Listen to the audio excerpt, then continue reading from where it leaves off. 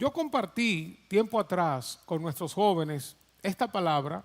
Voy a trabajarla esta noche. Eh, la he, vamos a decir, ampliado, la he enriquecido. Y es cómo identificar enseñanzas raras o extremas, viviendo una vida doctrinalmente sana y balanceada. Voy a repetir este título. ¿Cómo identificar enseñanzas raras o extremas y viviendo una vida doctrinalmente sana y balanceada? En la medida que nos acercamos al final de los tiempos, vamos a ver más de esto. Vamos a ver más doctrinas raras. Vamos a ver más cosas puestas en el extremo. Y necesitamos tener un balance doctrinalmente sano para que no nos desviemos ni a diestra ni a siniestra. Y aquí de entrada tenemos que hacer una diferencia entre lo que son las sectas falsas. Hay sectas falsas, obviamente con falsas enseñanzas, pueden tener y generalmente tienen algunos tintes positivos, algunos tintes buenos, pero al fin y al cabo son sectas falsas y ahorita vamos a ver un poco por qué. Pero también hay hermanos, hay cristianos, hay líderes, hay pastores, son gente de Dios, son gente salva, que tienen enseñanzas falsas. Ellos no son falsos, ellos son de Dios, pero tienen enseñanzas falsas o tienen enseñanzas puestas al extremo, donde hacen énfasis sobre una cosa. Aún en los tiempos de Jesús, en la iglesia del primer siglo que vino después de Jesús, había tanto sectas falsas como enseñanzas erróneas y a través de la historia de la iglesia. Por ejemplo, en los tiempos de Jesús, nosotros podemos distinguir algunos grupos como grupos de los fariseos. Era el grupo religioso predominante, más popular, el que enseñaba en las sinagogas. Pero también estaban los saduceos, que eran los que dirigían el templo, y había una diferencia entre ellos. Dice Hechos 23:8, que los saduceos dicen que no hay resurrección, ni ángel ni espíritu, pero los fariseos afirmaban estas cosas. O sea, tenían diferencia. Los saduceos no creían en la resurrección, ni en espíritu, ni en ángeles, ni nada de eso, pero los fariseos sí creían en estas cosas. Estaba el otro grupo, los herodianos, los que estaban a favor del rey Herodes. Estaban los esenios. Los esenios era un grupo de santidad, era un grupo de pureza, un grupo que se apartaba de las cosas mundanas. Se cree que Juan el Bautista era un esenio. Y estaban los celotes. Los celotes eran los que querían traer el cambio, querían traer la transformación a la nación a través de la revolución, a través de las armas. Recuerden que aún Jesús tuvo un discípulo que era Simón el celote, pertenecía a este grupo. Por otro lado, ya en los tiempos del apóstol Pablo, cuando él está escribiendo, se encuentra con doctrinas diferentes. Por ejemplo, él exhorta a Timoteo en 2 de Timoteo capítulo 2, a partir del versículo 14, 15, que use bien la palabra de verdad, que trace bien la palabra de verdad, y da como ejemplo a dos personas en el versículo 17, Himeneo y Fileto, que decían en ese tiempo que la resurrección ya se había efectuado y trastornaban la fe de algunos. Imagínense ustedes, en aquellos tiempos, en los tiempos de Pablo, ya había un grupo diciendo que la resurrección había pasado, y esto afectó a algunos de las iglesias. Luego, más adelante, estaba lo que quizás sería un pre-gnosticismo, los gnósticos, los cuales consideraban que toda materia era mala y que el espíritu era bueno. El apóstol Juan, que fue el último sobreviviente de los apóstoles, que escribió ya después de los años 90, vivió desterrado en la isla de Patmos sus últimos días. Los gnósticos afirmaban entonces que el espíritu era bueno y la carne era mala, la materia era mala. Por eso ellos decían, Jesús no pudo haber venido en carne. Por eso cuando Juan escribe, dice, todo aquel que dice que Jesús no ha venido en carne, ese es el anticristo, tiene el espíritu del anticristo. Cuando ellos decían esto, entonces querían decir que cuando Jesús sufrió, no sufrió verdaderamente. Cuando él comía, no comía verdaderamente, sino que todo parecía ser, pero no era posible que el Hijo de Dios estuviera en carne, que es mala. Por eso ellos se iban entonces al extremo de que no importa lo que tú puedes hacer con la carne, pecar, hacer lo que tú quieras, fornicar, adulterar, lo que sea que tú hagas con la carne, tu espíritu no se contamina, decían ellos. Entonces, todas estas enseñanzas penetraban a la iglesia. Estaban los judaizantes. Los judaizantes eran los judíos que se habían convertido al cristianismo. Y estos judíos, como eran apegados a la ley, estaban aferrados a la ley, cuando vino el cristianismo, la salvación por fe a través de Jesucristo, ellos decían, sí, la salvación es por fe a través de Jesucristo, pero si no se circuncidan, si no guardan la ley, no pueden ser salvos. Entonces iban a las iglesias que recién estaban iniciando, con poca base doctrinal, a donde Pablo visitaba y los demás, para judaizar, para enseñar que aparte de Jesucristo necesitaban guardar la ley.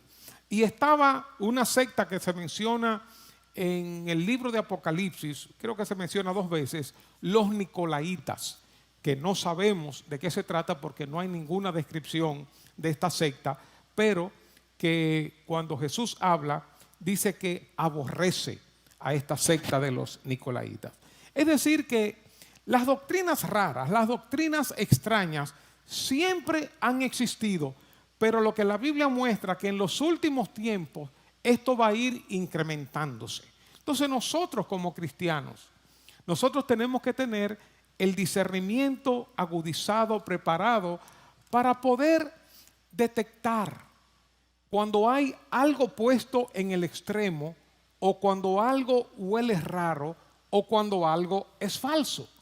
Porque hoy en día cualquier persona que hable duro, que hable fuerte, va a conseguir seguidores, va a conseguir personas que no tienen fundamento y que se van a dejar arrastrar. Incluso en los primeros siglos del cristianismo se levantó un hombre llamado Arrio, quien dijo que Jesucristo no era Dios, sino que era un ser creado por Dios. Y esa doctrina atacó fuertemente a la iglesia y se reunieron los líderes, los patriarcas, los concilios, hicieron su concilio para condenar esa enseñanza que se llama hasta el día de hoy el arrianismo, y de ahí, de una manera u otra, descienden los testigos de Jehová, que los testigos de Jehová creen en Dios, creen en Jesucristo, pero no creen que Jesucristo es Dios mismo, sino una criatura de Dios. Luego, más adelante, viene la Iglesia Católica tratando de igualar a María con Jesús. Todo lo que Jesús hizo, todo lo que Jesús dijo, fue tratado de igualarlo. La Iglesia Católica trató de igualarlo con María. Por ejemplo, Jesús nació sin pecado. Bueno, María, se habla de la Inmaculada Concepción, es decir, que ella fue concebida también sin pecado.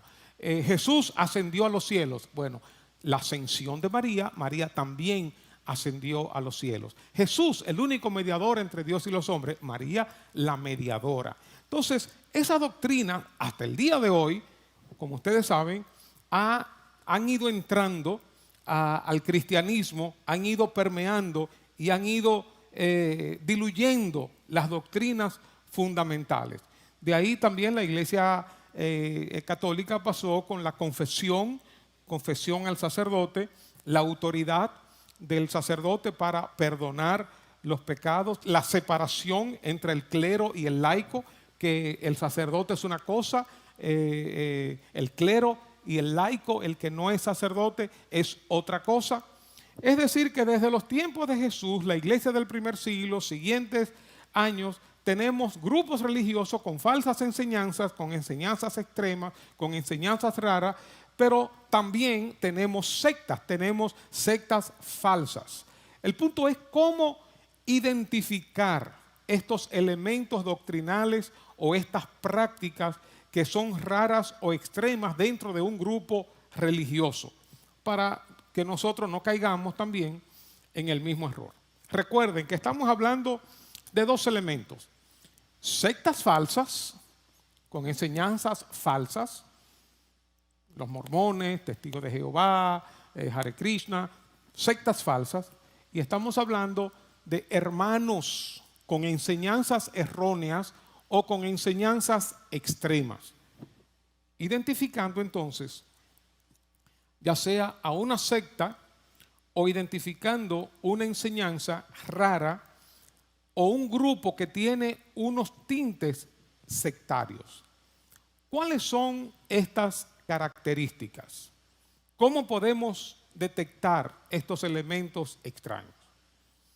Por ejemplo, un elemento que yo he visto de sectas falsas o de grupos que no son falsos, pero tienen estas pinceladas de sectas. Por ejemplo, un elemento que yo he encontrado es cuando estos grupos tienen otra fuente de autoridad aparte de la Biblia. Para nosotros, los cristianos, la Biblia es no solamente una fuente de autoridad, sino es nuestra única fuente, nuestra máxima fuente de autoridad. Pero, por ejemplo, los mormones tienen el libro, tienen la Biblia, pero también tienen el libro mormón, tienen otra fuente de autoridad. O los adventistas tienen la Biblia, pero tienen los escritos de Elena White que tienen para ellos tanta autoridad como la Biblia. O los testigos de Jehová tienen la Biblia, aunque tienen una Biblia modificada, realmente acomodada a sus doctrinas, pero también tienen los escritos de su fundador, Russell, y los escritos de las revistas Atalaya y Despertar. La Iglesia Católica, por ejemplo, tiene la Biblia, pero tiene la tradición de la Iglesia, que tiene tanta autoridad como la Biblia para ellos, y la autoridad del Papa y la autoridad de los sacerdotes. Cuando uno ve que en un lugar hay otras fuentes de autoridad, uno le pone un signo de interrogación. Cuando hay otras fuentes de autoridad que están chocando con la Biblia o que están compitiendo con la Biblia, o un pastor o un líder o un sacerdote que su voz es como voz de Dios, que lo que dice, eso es. O que a veces hay iglesias que mencionan más los dichos del pastor que los dichos de la Biblia. No, fulano de tal dijo. Y hay como un endiosamiento pastoral, hay un endiosamiento al líder. Yo no estoy diciendo que esas iglesias son falsas, pero tienen tintes sectarios. Hay que tener una luz amarilla en esos casos. En segundo lugar, algo para uno identificar, ya sea una secta o un grupo con esos tintes sectarios, es cuando se toma algo secundario en la Biblia. La Biblia tiene doctrinas fundamentales que son claras y tiene doctrinas secundarias, tiene enseñanzas secundarias. Un tinte sectario o una secta generalmente agarra una de las cosas secundarias y la coloca como si fuera primaria. La coloca como si fuera una doctrina principal. Por ejemplo, hay grupos que pueden tener dentro de sus doctrinas principales hacer un viaje a la Tierra Santa. Ir a la Tierra Santa es una bendición, claro que sí. Pero cuando tú lo tienes como un elemento doctrinal importante, donde estamos haciendo una separación, ¿tú fuiste a la Tierra Santa? No. ¿Tú fuiste a la Tierra Santa? Sí. ¿Tú fuiste a la Tierra? O sea, como que el que fue a la Tierra Santa tiene un sitial, tiene una revelación mayor, tiene una cercanía mayor con Dios, ha cumplido un elemento importante, como los musulmanes con ir a la Meca. O cualquier otra doctrina, no quisiera mencionar así doctrinas medio al azar, pero cualquier otra doctrina fundamental. Por ejemplo, digamos el orar. Orar es fundamental y es un mandato. Todos los cristianos debemos orar. Pero orar de rodillas no es un mandato. Entonces, si aquí todo el que se tira de rodillas se considera más santo que otro, eso es bueno. Tú ves, claro que orar de rodillas es bueno. Yo oro de rodillas, me gusta. No es la única forma de orar, pero yo oro de rodillas y eso muestra humillación y concentración. Uno no está con los ojos abiertos mirando, está bien. Pero de ahí catalogar eso como un elemento clave de espiritualidad y para distinguir a un cristiano de otro, o una persona o las mujeres que usan pantalones de las que usan faldas, o las que usan un pañuelito de las que no usan pañuelito. Cuando tú agarras cualquier elemento y lo colocas de este lado como si fuera una doctrina, considerando que el que la cumple es más santo y el que no la cumple le faltan algunos elementos. Es uno de los cuestionamientos que yo tengo al movimiento judío dentro de las iglesias hoy en día. Y me he reunido con personas, con pastores amigos que están metidos en esos movimientos. Y hemos dialogado. Y es mi cuestionamiento, que si en vez de decir Jesús, ahora tenemos que decir Yeshua, y el que nos dice Yeshua, como que, bueno, como que no tiene la revelación. Como en vez de decir Dios, ahora decimos el Eterno, o decimos Elohim, como que no sé, como que no me huele bien. Tendría que investigar un poco más, pero es cuando tomamos elementos secundarios y lo colocamos como elementos fundamentales. De ahí la gran importancia de que todos los cristianos conozcamos la Biblia, de que todos los cristianos conozcamos los elementos fundamentales, para cuando veamos que alguien está hablando de estos elementos secundarios como si fueran fundamentales, que nosotros podamos olfatear. Primero hay que conocer las escrituras, como hacen en los bancos, que te ponen a manejar los billetes buenos, para que tengas una sensibilidad para cuando te pasen un malo, que tú digas, aquí hay un maco. Entonces, por eso hay que estudiar la Biblia, hay que conocer la palabra de Dios, para cuando venga una de estas doctrinas que uno dice, uno no la va a juzgar, uno no se va a colocar allá arriba como algunas personas de este sector bíblico comienzan a juzgar y a decir, y esto como si ellos estuvieran allá en el trono juntamente con Dios, a juzgar y a decir, este está bien, este está mal, este está bien, no para eso, porque ya eso es orgullo, eso es prepotencia, eso es vanagloria. Pero sí, conocer la palabra de Dios para poder discernir cuando algo no está muy bien. El tercer elemento que yo he visto de las sectas o de los movimientos sectarios o de las iglesias con tintes sectarios es que se consideran como algo especial. Todas las iglesias son buenas, todas las iglesias son maravillosas, pero nosotros somos algo especial. Nosotros somos el remanente fiel.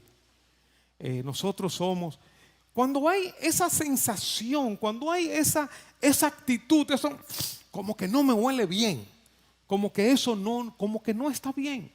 Por eso yo soy un defensor de la iglesia de manera general. Tanto mis hermanos de corte bautista fundamentalista, que diferimos en muchísimas cosas, como de mis hermanos pentecostales y puestos al extremo, que diferimos también en otras cosas, pero todos somos parte del cuerpo de Cristo. Nosotros tenemos nuestros errores, nosotros tenemos nuestras virtudes y nuestros defectos. Todos estamos en un proceso de perfeccionamiento. Las cosas que yo creía, de elementos secundarios, no de cosas fundamentales, que yo creía hace 5, 10, 15 o 20 años, 40 años, no son las mismas que yo creo hoy. Uno va progresando en diferentes elementos y va teniendo más revelación, pero todos somos parte del cuerpo de Cristo. Por eso, cuando principalmente en los bautismos, las personas que están testificando, que obviamente son personas nuevas, uno ve que exaltan la iglesia y dice, no, que cuando yo llegué a esta iglesia y que lo que yo sentí, que esta iglesia, yo había ido a Cuchumil iglesia, que claro, apreciamos eso, pero también entendemos que Dios nos coloca en diferentes iglesias a cada uno, y cada iglesia se considera la familia de aquel que está ahí en esa congregación. Pero cuando uno comienza a pensar que sí es bueno que tú estés por allá, pero mira, tú estuvieras mejor si tú estuvieras aquí conmigo, si tú estuvieras en mi iglesia. Y por eso también estoy en contra de las iglesias que tratan de sonsacar a miembros de otras iglesias para traerlos a la suya, porque consideran como que a los otros como que les falta algo y como que ellos tienen la total verdad.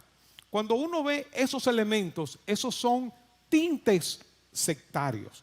No es que esas iglesias son sectas ni que son falsas de ninguna manera, pero tienen tintes sectarios. Tú estás bien, pero si tú estuvieras con nosotros, mira, aquí es que está la cosa. Aquí es que Dios se mueve, aquí es que Dios habla, aquí es que hay revelación, aquí es que hay doctrina, aquí es que hay enseñanza. Y por lo regular, ese tipo de iglesia no tiene comunión con el cuerpo de Cristo. Uno rara vez los ve junto con otros. Rara vez uno lo ve entremezclado con otros. Son como una clase especial, una élite aparte. Y no solamente eso, sino que el que se salió de ellos es casi como si se fuera al mundo. El que salió de una iglesia con esos tintes sectarios o de una secta, el que se salió de ahí es como que se fue al mundo, que es como un hereje, y lo marcan, como quien dice, lo sellan, porque se fue del grupo de nosotros. En cuarto lugar, para distinguir estos elementos sectarios o distinguir una secta, yo me he encontrado que tienen una interpretación rara de la Biblia, principalmente en algunos pasajes. Tienen una interpretación diferente a lo que uno se ha acostumbrado a ver, haciendo énfasis principalmente en algunos versículos. Por ejemplo, dice la Biblia en Génesis 1 que en el principio creó Dios los cielos y la tierra. En el versículo 2 dice, y la tierra estaba desordenada y vacía. Desordenada y vacía, ¿por qué?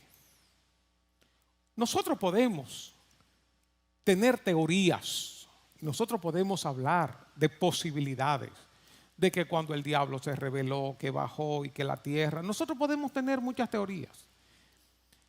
Y deben ser eso, teorías. Pero cuando uno hace afirmaciones categóricas sobre esos hechos o ese espacio entre un versículo y el otro que la Biblia no dice qué pasó, y uno comienza a argumentar y uno comienza a levantar una doctrina en base a eso, y cuando venimos a ver, hacemos una doctrina de demonología en base a algo que la Biblia no dice. y que por eso cayeron. Entonces cuando Satanás viene, la tierra se pone desordenada, vacía, las tinieblas, pero viene la luz, cuando viene Cristo, viene el poder de Dios. Y de ahí comenzamos a levantar un castillo doctrinal. O agarramos cualquier elemento sencillo de la Biblia, de cuando Zaqueo se subió al árbol y entonces que el árbol significa tal o cual cosa. Su interpretación generalmente no es la convencional. Yo les mencioné en aquella ocasión mi primera conversación con un pastor amigo que se había rodado hacia el judaísmo, donde me estaba haciendo una explicación, me estaba dando una explicación, wow, extraordinaria acerca de la mujer que tocó el manto de Jesús. Para mí, una mujer está enferma, una mujer tiene fe en Jesucristo y dice, con que tan solamente yo tocare el borde del manto, ya con eso seré sana, seré libre de esta enfermedad. Pero no, el manto tiene unas filactelias, una qué sé yo cuánto, y ella sabía que cada cosa de esa significaba qué sé yo qué, y cuando le puso la mano eso, yo digo, wow, esto es como demasiada revelación para mí, ¿verdad? Entonces, cuando la cosa es así, como con una explicación tan elaborada, tan profunda, entre comillas, uno no lo va ¿cómo se llama? Uno no va a afirmar que es una secta, pero uno dice, bueno, o sea, vamos a estudiar un poco más sobre esto. O cuando alguien usa el método alegórico para todo, dice, wow, como que yo no sabía. Y yo, como yo les he dicho, yo conozco pastores que ese es el método que usan para predicar. Lo alegórico es, por ejemplo, que Daniel cayó en el foso de los leones. Entonces cada león representa una cosa. Entonces ahí tú tienes que vencer el león del temor, tienes que vencer el león de la autocompasión, el león del qué sé yo cuánto, y entonces wow, y van sacando enseñanzas y eso no tiene fin, porque quizá para ti 4 leones es el temor, la que sé yo cuánto, pero quizá para mí yo saco otras enseñanzas. Entonces la gente dice, wow, ¿cuánto sabe ese pastor? Mira, yo no sabía que los leones significaban eso. O cuando Zaqueo se subió al árbol, que una rama significa una cosa, la otra rama significa la otra cosa, el tronco, y wow, y yo he escuchado hermanos diciendo, wow, ese hermano sabe. Pero es que con el método alegórico tú demuestras lo que tú quieras, Entonces, cuando uno ve ese tipo de cosas como unas interpretaciones como que no son las convencionales, uno no se alarma, pero uno tiene cuidado. También, cuando hay grupos que ahora no se apoyan tanto en la Biblia, sino que viven en un Dios me dijo, yo soñé, Dios me reveló, una palabra profética, el Señor te dice, todo eso es bueno, todo eso es bueno. Lo que yo estoy diciendo, cuando eso está puesto al extremo, cuando hay un énfasis en eso, yo me acuerdo haber visto el grupo que yo decía, wow, si esto sigue por este camino, de yo soñé, de yo sentí, de Dios me reveló, que una palabra, si esto sigue así, en años esto va a caer, algo bueno, algo cristiano, va a caer en una secta. Si eso sigue por ese camino, dejando a un lado la palabra de Dios, sin estudiar la Biblia, sin abrir la Biblia, solamente llevándose del sentir, de una revelación y lo profético, y que Dios te dijo, que tú te soñaste, qué revelación tuviste, y de ahí entonces nos guiamos en todo. Yo creo en la revelación, los sueños, eso es de Dios, eso es de la Biblia. Pablo llegó a Macedonia por un sueño que tuvo. Ellos no sabían qué hacer y estaban parados en Troas. Señor, ¿qué hacemos? Porque habían intentado ir a Bitinia, el Espíritu se lo impidió. Ir a qué sé yo cuánto, el Espíritu se lo impidió. Y llegaron ahí frente al mar, a Troas. ¿Y ahora qué hacemos? Y en un sueño, había un varón macedonio en el sueño que le dijo, pasa a Macedonia y ayúdanos. A donde está Filipos, donde está Colosas, donde está Tesalónica. Y ellos entendieron que Dios le estaba hablando a través de ese sueño. Yo creo en los sueños son bíblicos, las revelaciones, las profecías, todo eso es bíblico. Ahora, cuando solamente somos guiados por sueños, por revelaciones, hay que tener cuidado porque cualquier sueño puede llevarnos a cualquier enseñanza falsa. En estos de los sueños, hay personas entonces, sueños o revelaciones o palabra profética, es como si las personas tuvieran como una conexión tan directa con Dios, como wow, como que todo es un sueño, una revelación, y wow, y es como que esos cristianos tienen como un teléfono rojo, que levantan el teléfono rojo y Dios le dice, dime, ya, inmediatamente, ¿verdad? Como que están ahí. Tienen una súper directa conexión con Dios y como que reciben como unos secretos ahí, como que Dios me reveló, que Dios me dijo. Todo eso es cierto. Cuando se pone al extremo, hay que tener cuidado. Por ejemplo, no sé cuántos de ustedes conocen la iglesia Mita. ¿Ustedes conocen la iglesia Mita o han oído mencionar? Se visten de blanco, tienen iglesia aquí. Nació en Puerto Rico. La hermana Juanita era una hermana pentecostal, una hermana cristiana, que se fue rodando. En un momento, un grupo de niñas o de niños, ahora no me acuerdo, le dieron palabra profética. Cuando las cosas se van yendo, y llega un momento en que ya no hay control, entonces se le atribuyó a Mita ser el Espíritu Santo aquí en la tierra. Por eso la iglesia de Mita, Juanita, era la iglesia del Espíritu Santo. Cuando Mita murió, su segundo era Aarón. Entonces Mita muere y ahora se llama la iglesia, o se llamó, no sé si Aarón vive, creo que no, se llamó la iglesia Mita en Aarón. Es decir, que el Espíritu Santo ahora pasó de Mita a Aarón. Y tiene miles de seguidores, tiene un tremendo templo aquí. Y uno dice, ¿y a quién se le ocurre pensar que el Espíritu Santo era Juanita? Y ellos dicen, bueno, el Padre tiene su nombre, Jehová, el Hijo tiene su nombre, que es Jesús, y el Espíritu Santo tiene su nombre, que es Mita, y ahora en Aarón. Entonces, así van las cosas de revelación, entre comillas, en revelación. Una sexta característica que uno ve en las sectas o iglesias o grupos con tintes sectarios es que hay una autoridad y unos sistemas que son bien controladores, como que te gobierna casi el alma, como que ejercen una autoridad sobre ti. Y lo grande es que la gente se siente bien. Ejercen una autoridad, una manipulación, un control, infundiendo mucho temor.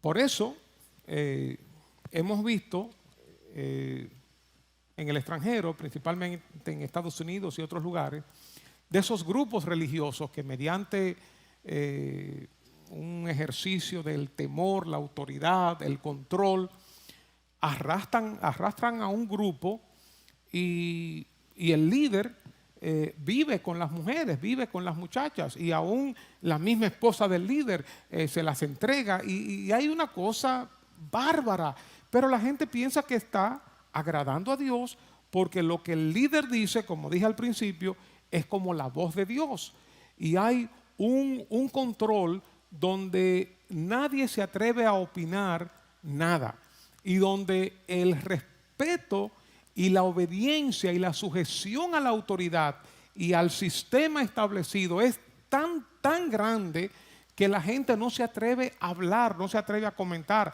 Después que una persona a veces se revela y hay investigaciones, todo se descubre, entonces es que la gente comienza a hablar. Generalmente entonces unos tintes sectarios se puede ver con un sistema o unos líderes bien controladores. Hay 3 pilares que uno tiene que ver en la Biblia.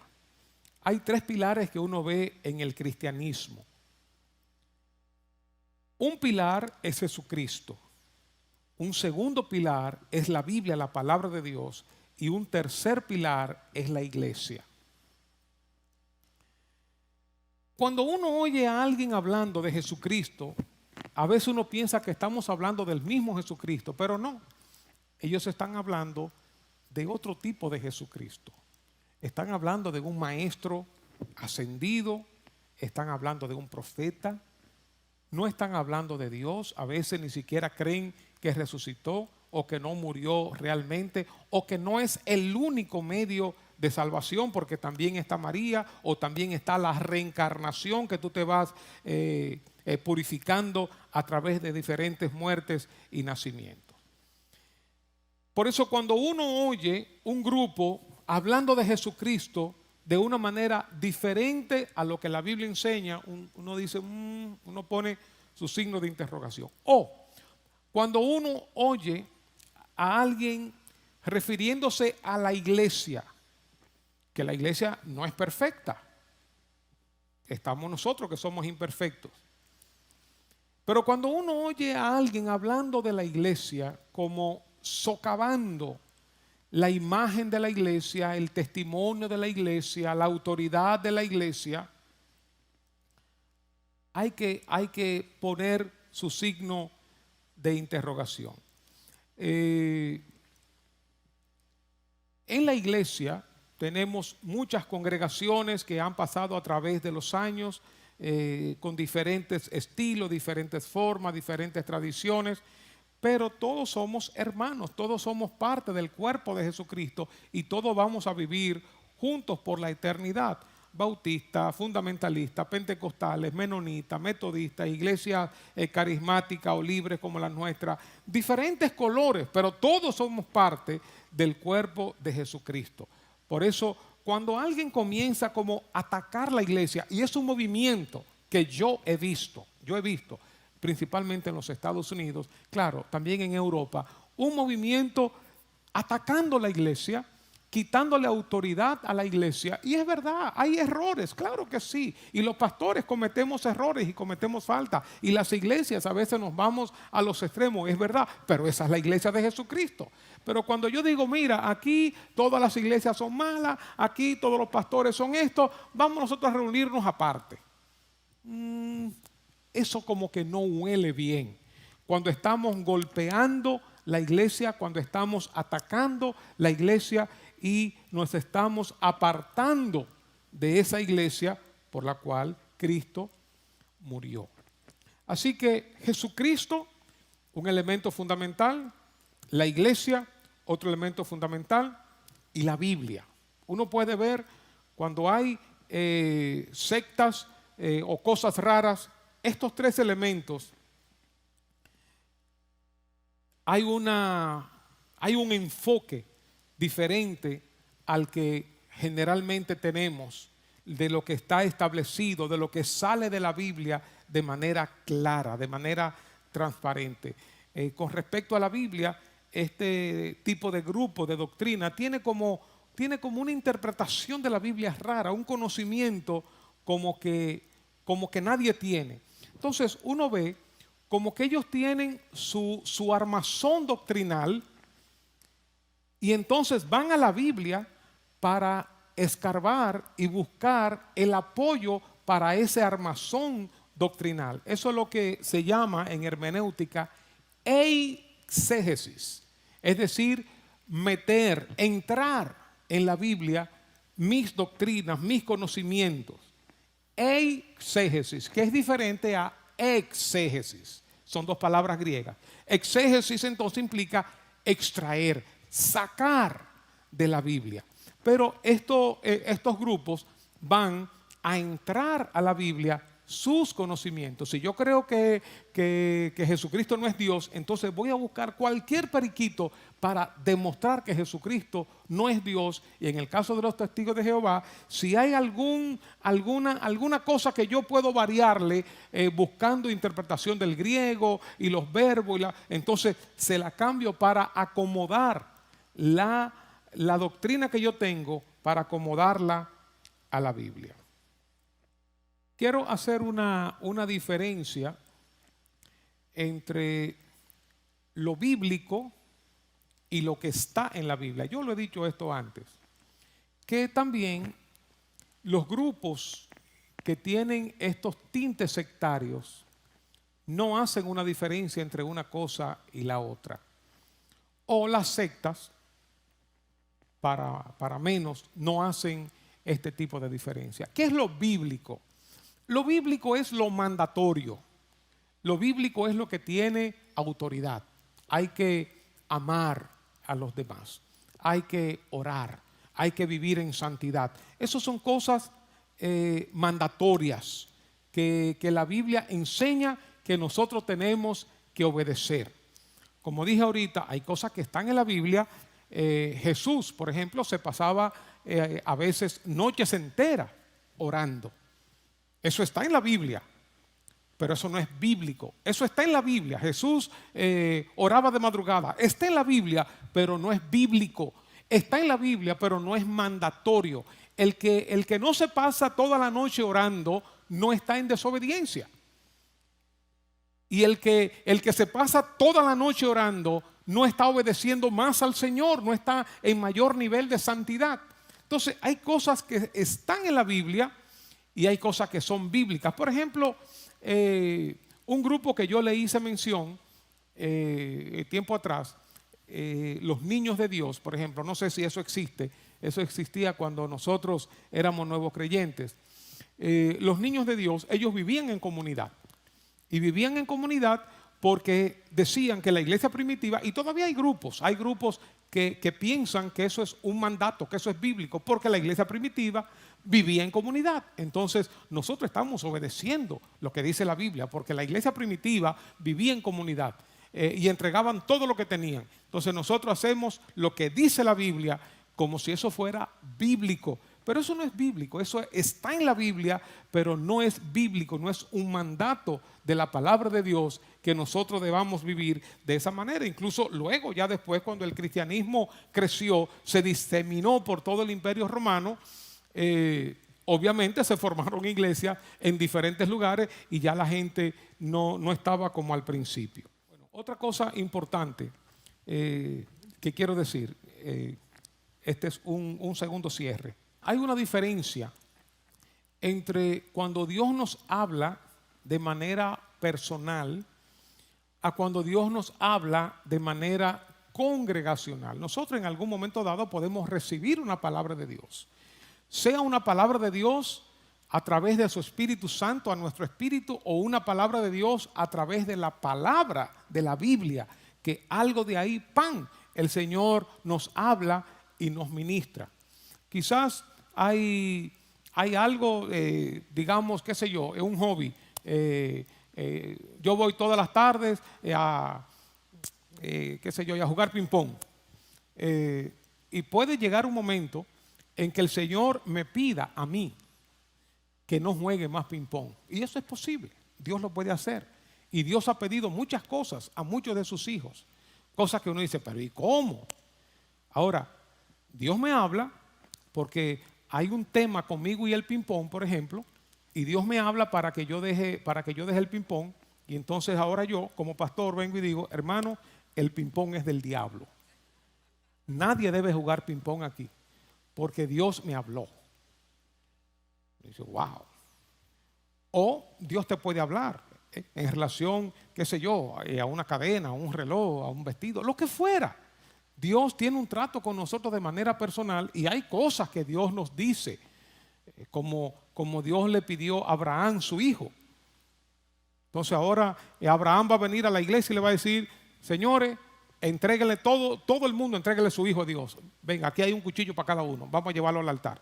No, hay cosas que Dios nos dice a nosotros. Y a veces esto pasa con esas iglesias o esos grupos, con esos tintes sectarios, que puede que el Señor le hable a alguien de manera específica, particular. Quizás tiene un bigote, una barba que la adora, y Dios le dice: quítate el bigote, quítate la barba. Y ahora dice: bueno, todos los hombres que tengan bigote y barba de aquí tienen que quitárselo, porque eso es señal de santidad. Bueno, hasta los aires dicen amén. Entonces hay palabras que son personales y hay palabras que son congregacionales. Y tenemos que entender cuando Dios nos habla a nosotros o cuando Dios está hablando a la congregación. La otra cosa es, que va junto con esto, que nuestras experiencias personales no son base o fundamento para hacer una doctrina. Por ejemplo, Moisés, llegó un momento que en el desierto encontró una zarza ardiente, y a partir de ahí Dios le habló. Desde la zarza Dios le habló. Ahora, Moisés no podía hacer una doctrina ahora de que Dios siempre habla a través de la zarza. Y cada uno, una zarza es como un arbusto, es un árbol seco, ¿verdad? Ahora cada uno va a tener su árbol seco, como si fuera un arbolito, de esos arbolitos de Navidad. Cada uno va a tener su árbol seco y vamos a esperar ahí hasta que Dios nos hable, haciendo de su experiencia personal una doctrina general. Tú puedes tener una experiencia, pero es algo entre Dios y tú. Yo les he contado cómo, y me estoy riendo por lo que voy a decir más adelante. Yo les he contado cómo en Jarabacoa, en un lugar, en el sendero, Dios me ha hablado muchísimo, y en un momento yo tuve una revelación de Jesús conmigo, y otras revelaciones de ángeles. O sea, fue algo tremendo, y yo puedo ir al lugar y decir: mira, aquí en este tronco yo estaba y ahí fue que se me apareció Jesús. O sea, lo puedo decir así físicamente dónde ocurrió el hecho. Y yo estaba allá con unos amigos y estábamos caminando por el sendero, y ahí yo le estaba contando algunas de mis experiencias, y dije: mira, aquí en este tronco el Señor se me reveló, y ahí, mira, ahí yo vi a Cristo. Ustedes ven ahí entre esos árboles, ahí yo vi a Cristo, que sé yo cuánto, montarlo. Bueno, entonces seguimos caminando por el sendero, ¿verdad? Éramos varios. Cuando digo: ve acá, pero ¿y fulano? ¿Dónde está? Se quedó uno. Cuando volvimos, él estaba sentado en el tronco, esperando ver a Cristo. Y está bien, eso habla de su lindo corazón, ¿verdad? Que quiere ver al Señor, pero el asunto no es el tronco, ¿verdad? El asunto es el momento, el toque de Dios, lo que Dios quiso hacer en un momento dado. Entonces, que en otro sentido fue lo que pasó con aquellos mártires en esos primeros siglos.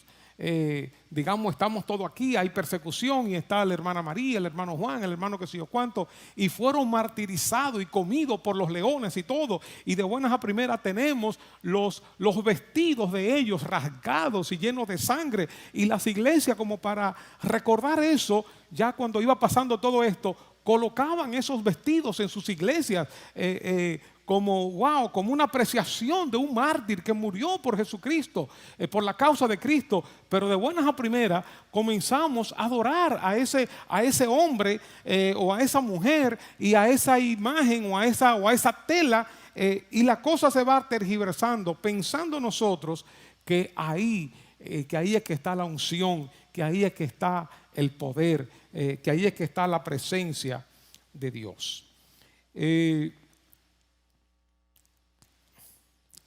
Y ya, voy a cerrar aquí, porque si no voy a seguir. Pero son elementos que nos van a ayudar para detectar estos elementos extraños. La base de todo esto, hermanos, la base de todo esto es conocer la palabra de Dios.